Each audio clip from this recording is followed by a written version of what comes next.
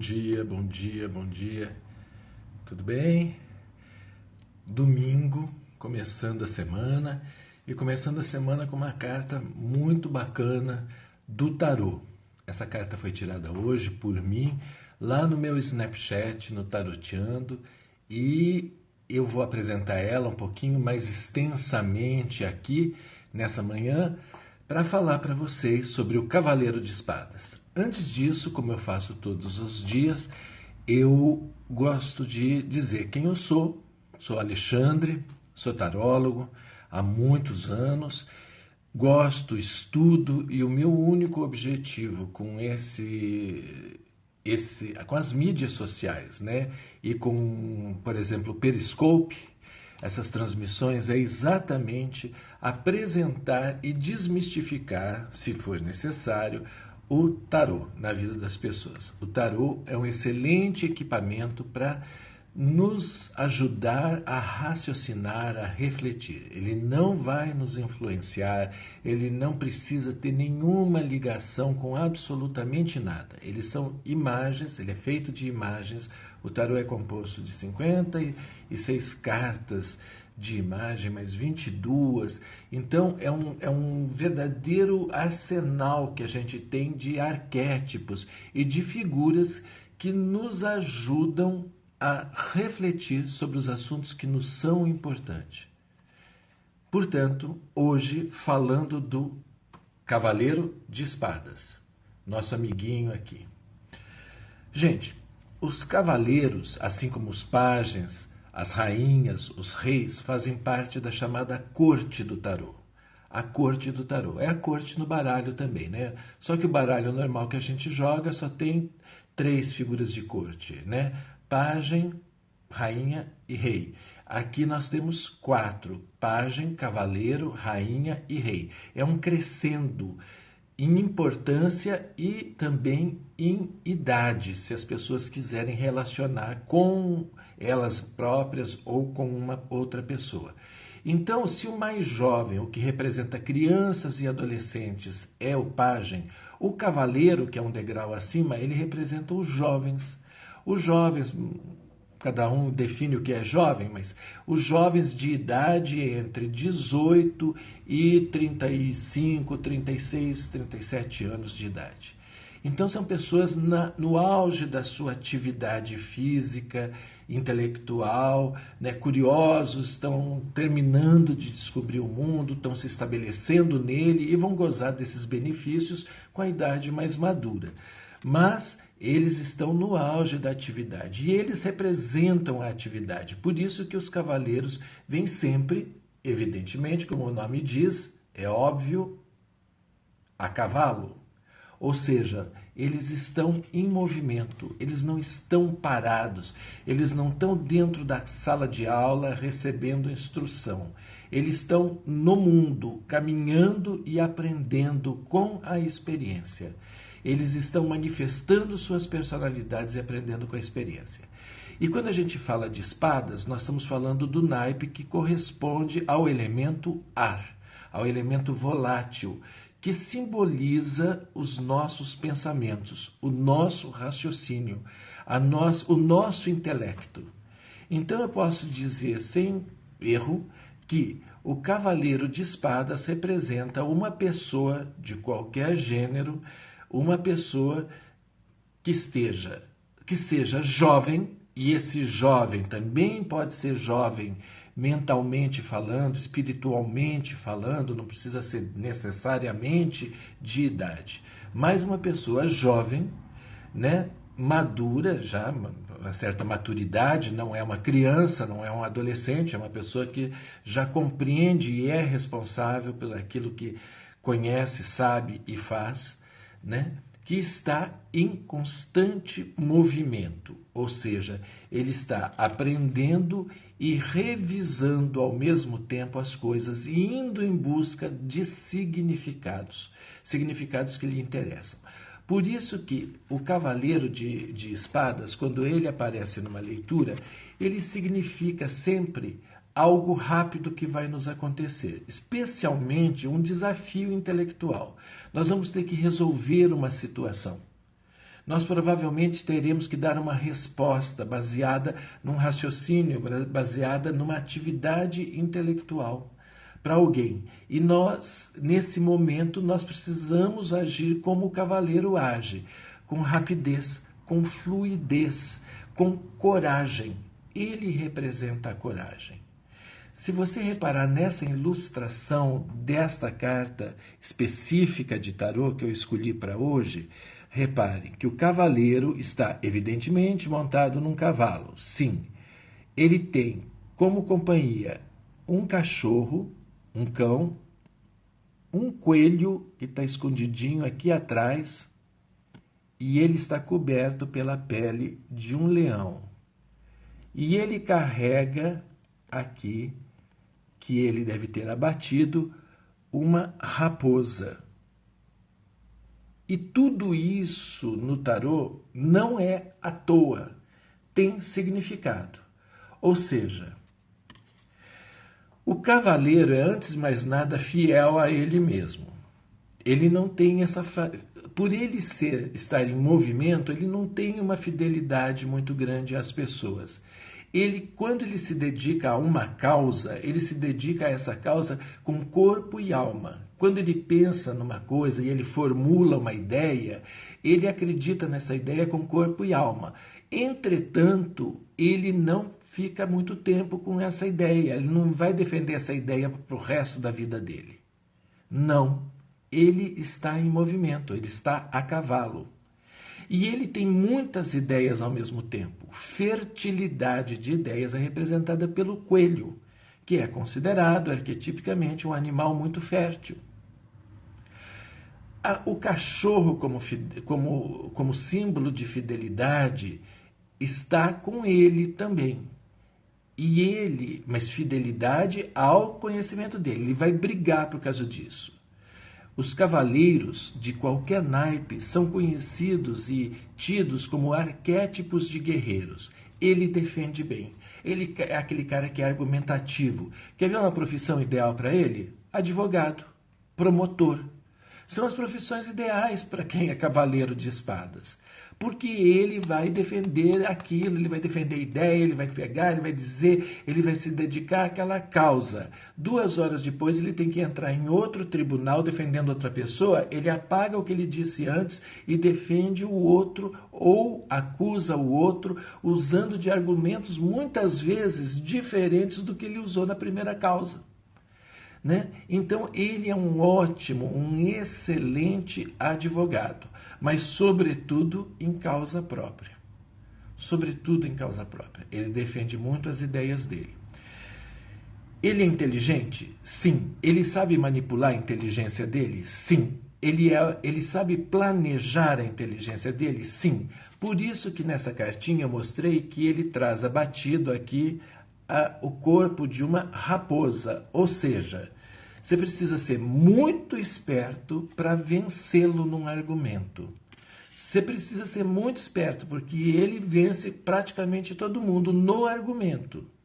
No argumento, ele vai em frente e ele luta realmente pela ideia dele. E o que ele é? Ele é, antes de mais nada, corajoso. Ele não tem medo de defender as ideias dele. Ele não tem medo de ser o único numa sala que tem uma ideia diferente e expô-la, exprimi-la, colocar todos os itens dessa ideia, defendê-la e procurar convencer os outros da ideia dele. Por isso, ele aparece aqui coberto com uma pele de um leão. Ele é, portanto, um leão na defesa das suas ideias, dos seus conceitos. Um leão na defesa disso. Ele vai mesmo em cima do outro e vai colocar a ideia dele. Ah, não, ele nunca será aquela pessoa que diz, não, eu prefiro me omitir. Nunca, nunca ele vai ser isso. Ele vai ser sempre franco e sincero. E essa sinceridade dele muitas vezes acaba num verdadeiro sincericídio, ou seja, ele passa a ser socialmente evitado ou até mesmo condenado exatamente por ser muito, muito, muito franco. Ele não deixa as coisas passarem ou ficarem nada, né? Nada, assim, à toa. Ele vai lá e diz o que ele pensa, sem subterfúgios. Ele diz isso só para causar, só para provocar, só para incitar o outro a uma resposta? Não. Ele diz porque ele sente essa necessidade de ser verdadeiro, de ser fiel aos seus princípios. Olha o cachorro na imagem. Ser fiel aos seus princípios. Se ele não gosta de uma atitude sua, ele vai lhe dizer com todas as letras que ele não gosta da sua atitude e vai defender o que você deve, quer dizer, mostrar a você, tentar lhe explicar e ensinar o que você deveria ter feito na mesma situação, de acordo com o pensamento dele, que não necessariamente não precisa ser o melhor.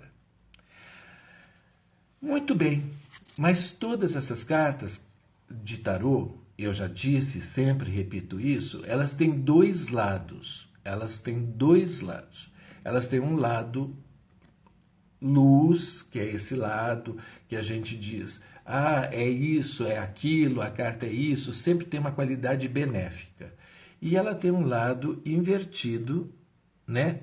Ela pode sair numa tiragem de tarô, ela pode sair de ponta cabeça. Ou, se ela não sair de ponta cabeça, ela pode sair próxima a cartas que sejam consideradas negativas. Tipo, que é uma carta negativa? Uma carta negativa no tarô, considerada negativa, nem sempre ela o é, né? É a carta da torre, é a carta do diabo, é a carta da lua, muitas vezes considerada uma carta bastante negativa, né? A carta do enforcado, que as pessoas costumam chamar de... Aliás, a carta do pendurado, que as pessoas costumam chamar de enforcado, né? Tanto faz chamar de enforcado ou pendurado. Elas são cartas consideradas bastante negativas. Então, inverte-se essa situação. E ele passa a ser o quê? Ele passa a ser uma pessoa birrenta. Ou seja, aquela pessoa que encasqueta com uma ideia e fica repetindo aquilo e também nem defende, na verdade, com estrutura de pensamento, de raciocínio, nada. Ele faz aquilo emocionalmente. Então ele deixa de ser intelectual para ser emocional. E aí ele não convence, né? É a carta da pessoa que tem dificuldade de mudar a forma de pensar. Este cara, o cavaleiro, ele não tem dificuldade. Tanto que hoje ele pode dizer, olha, isso daqui é amarelo. Amanhã ele chega aqui e diz, aqui é vermelho. E ele defende do mesmo jeito a forma dele de pensar. É por isso que eu comparei a advogados e promotores, que dependendo da causa, dependendo da ação, dependendo do réu, eles precisam usar de argumentos que nem sempre eles usam determinados argumentos, o outro eles usam outros argumentos, e às vezes até contrários àqueles que eles usaram para defender na primeira situação. Ou seja, eles manipulam isso em favor, em benefício do réu e para que a justiça seja feita. Ele não, ele tem facilidade de se adaptar à mudança, ele tem facilidade de conhecer outra coisa. Então, se hoje ele é um cara que quer ser músico, por exemplo, amanhã ele pode ser uma pessoa que quer ser engenheiro. Isso não significa instabilidade. Eu estou exagerando, evidentemente, na maneira de explicar. Mas isso pode significar simplesmente a necessidade que ele tem de novos conhecimentos. Ele é um cavaleiro. Ele tem uma fertilidade mental. Lembra do coelhinho aqui embaixo? Deixa eu encontrar o coelhinho para vocês aqui. Ó, tem um coelhinho aqui, escondido atrás da pata do cavalo. Esse coelhinho aqui representa essa fertilidade. E repararam que tem o globo terrestre está aqui aos pés dele? Exatamente, ele domina o mundo com o seu conhecimento. E se vocês separarem neste cantinho da carta, existe o começo de um precipício. e o cavalo está em posição de que vai se movimentar, o que significa que ele é corajoso. Ele defende as suas ideias mesmo que o mundo esteja contra ele. Mesmo que ele saiba que ele pode nem conseguir te convencer, mas ele vai fazer isso. Quando é que ele não faz? Quando ele é covarde, quando ele é omisso, quando ele faz aquela coisa, prefiro não comentar, prefiro não dizer, não tenho opinião formada sobre isso. Pessoas que são, sinceramente, não param para pensar. Preferem ser reconhecidas por outras qualidades que não as de um raciocínio intelectual, de um raciocínio lógico. São escolhas na vida e são características de pessoas. E pessoas são um conjunto de diferenças, né? Um grande conjunto de diferenças.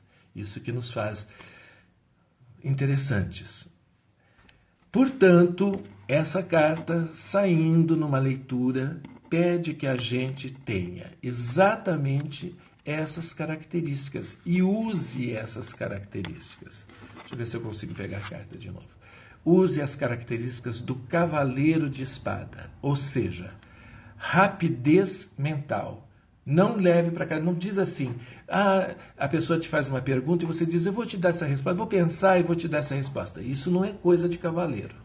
Isso não é o conselho que essa carta pede e sugere para esta semana, por exemplo.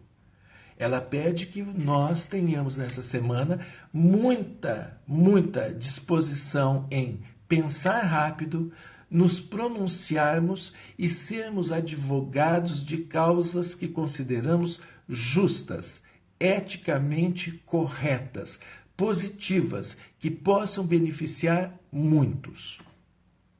É isso que ela nos pede. E especialmente que defendamos os nossos pontos de vista, que defendamos com argumentos, com coragem, com paixão e com fidelidade a nós mesmos aquilo que nos é importante, aquilo que nos motiva a viver, aquilo que nós precisamos para continuarmos ativos, para continuarmos atuantes, para continuarmos pertencendo a esse enorme conjunto de pessoas, essa teia humana, né? Essa egrégora pensante que domina tudo e pode provocar melhoras que sejam, eu vou ser agora bastante abstrato, que sejam universais, que atinjam a todos. O que me constrói pode construir outro, pode construir mais pessoas.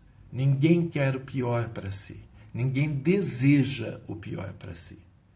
Então, se eu desejo o melhor para mim, eu desejo que você que está me assistindo também tenha isso.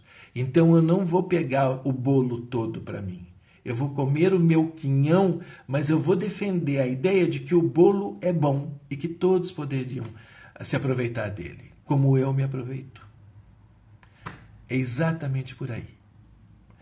Para todos vocês, um bom dia, um excelente início de semana e que suas ideias sejam apreciadas, valorizadas e que você, mais do que qualquer outra pessoa, obtenha o merecimento.